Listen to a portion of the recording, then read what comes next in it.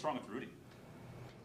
He's got like an oblique, so hopefully he'll be ready to go tomorrow. We'll see where he's at. Devondre said on his radio show that he's got a high ankle sprain. Are you thinking, if you're fortunate, he can be back after the bye? Yeah, I mean, we'd love that. We'll kind of see where he's at. He's moving around a lot better though, so we'll just take it one day at a time like we always do. I think Isaiah's handled it. Excuse me? Isaiah handling it? Yeah, I think Isaiah's done a nice job. I think he's a guy that's you've seen the growth and development over the course of the years with him. Certainly, he's always been a steady force on special teams, and it's good to see his play style on our defense. He's a guy that's he definitely plays the way we want him to play. He's very physical, and he trusts what he sees, and he shoots. He just there's no hesitation in his play.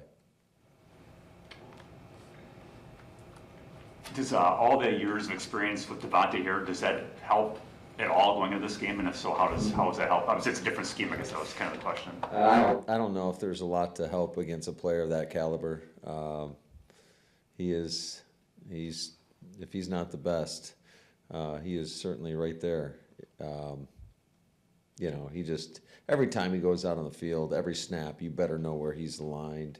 You better have a plan for him because he can take over a game. We've seen it firsthand over the years, and I think he just some of the plays he's made this past year or this season through 4 games have been unbelievable. But it doesn't ever surprise me because I've seen him do it for years. So. Just a guy that we've got a ton of respect for, just not only the player, the person, the competitor, and we're going to have our hands full with him. Matt, have you ever been part of a game before where two brothers have been on opposite sides? Like, have you just ever been part of that dynamic in your coaching career? I don't believe so, now that you mention it, but I haven't really thought about it. So I was messing with Anders today and asked him if his brother was going to beat him up before the game. So I know what it's like to be the big brother. So They don't go head to head, I get it, but you have had a similar experience from a coaching perspective. Do you have any advice for him on just how to kind of not let it not affect him in any way? Or?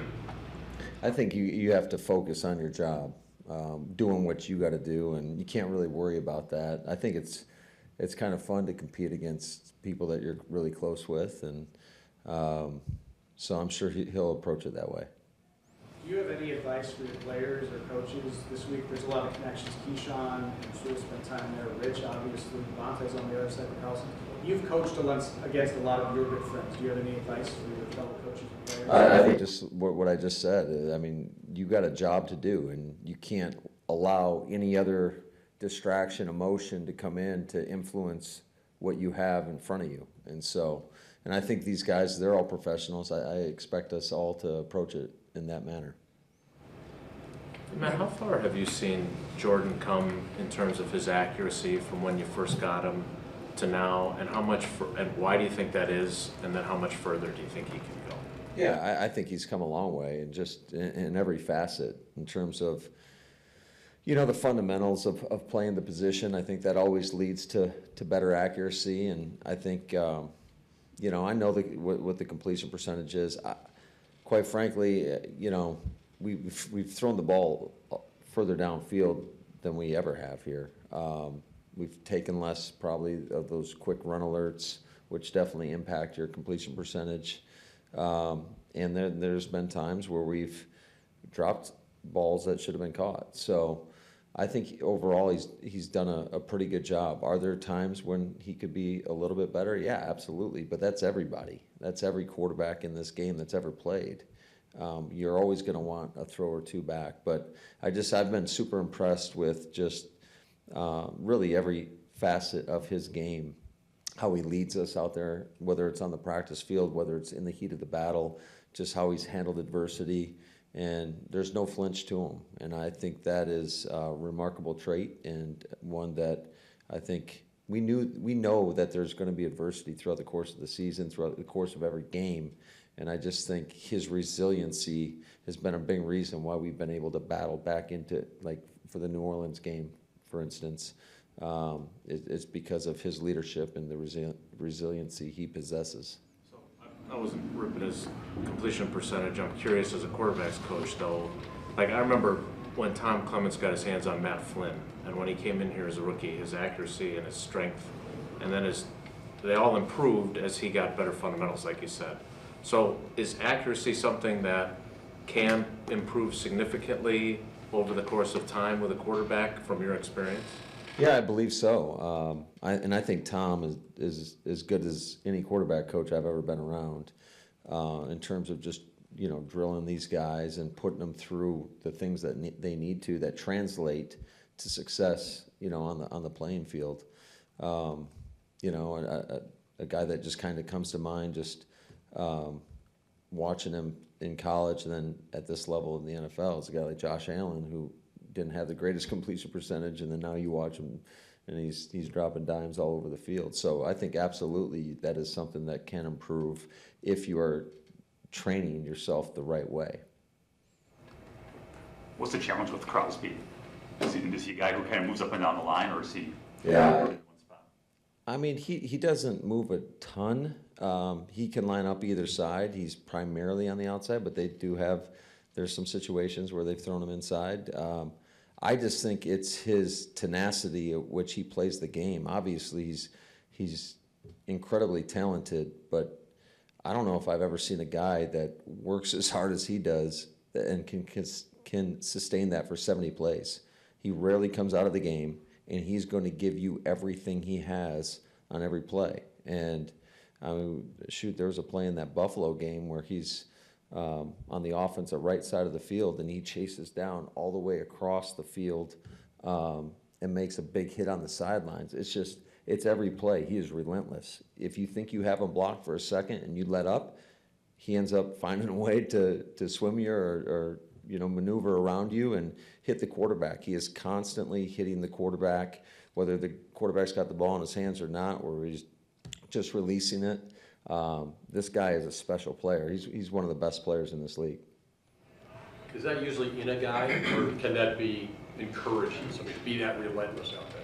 I know I've asked Rich a million times, and he just said he's different in a positive way. Obviously, he's relentless. I don't know how other way to describe it, but I haven't seen too many guys that can compete at that high of a level for that long of a period of time. It's pretty impressive. Matt Jacobs is off to a little bit of a slower start after his really big year last year. Are you seeing anything different there? Same back or? Oh yeah, I think he got into camp late or whatever, or the first week, and so I think he's starting to find his groove. I think you saw it last week. He was able to break some tackles, and this guy's got incredible balance. He's got incredible hands. He can make you miss. He can. There's nothing that he can't do. So I think he's a guy that you have to have a plan for when you're approaching him in terms of how you want to tackle him. And the best way to bring him down is to have multiple hats at the point of attack. When you were going through this 4-week review, did it look at all like maybe you guys were chasing sacks a little too much on the front, over the front, and then maybe losing a little bit in run defense that way? Because you've had pretty good pressure through every game. Do you notice anything like that? I wouldn't say that. I mean, are there times we've gotten out of gaps? Absolutely. I think that happens from time to time, and unfortunately for us, it's happened too much where they've had too big of holes, and we haven't had people in position to make a play on the ball. So we have to do a much better job of that gap integrity and making sure that we get people in the right position. How we approach blocks, how we defeat blocks is a big part of it, and it takes all three levels. It can't just be. It's not just on the defensive line or the outside backers. It is the second and third level to your defense and making sure that they're in position. If safety goes down and a receiver comes down and cracks a safety, well, then the safety's got to take on the block the appropriate way, and the corner's got to be ready to crack a place. So it really is everybody. It's all 11 doing their job, and then also you got to look at, you know, when you are playing split safety and playing more what we call big box, where you're short a hat. How effective is that? When are we calling that stuff? So I would say there's a lot of reasons as to why, and hopefully we have better solutions. Now, the caveat to that is you get more people in the box, now you're more susceptible to the pass game, and then you got guys like Devontae and Jacoby Myers and Hunter Renfro, and so there's a give and take to that. There is a little bit of a feel in terms of when do you want to call your split safety defenses versus when do you want to get an extra hat in the box, and that's the chess match you play.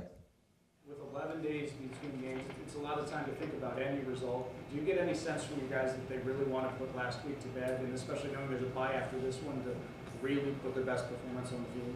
Yeah, I think it's just focusing on one day at a time, and that's the message. And you know, I hope they buy into that. I mean, that's what we're all about. It's just constant improvement, getting better each and every day. I think if you do that, if you really buy into that way of life, you're going to be better, and you're going to get the results that you want to get. Is it always going to be perfect? No, it's not. But you got to constantly just focus on what you have in front of you in order to go out there and play your best.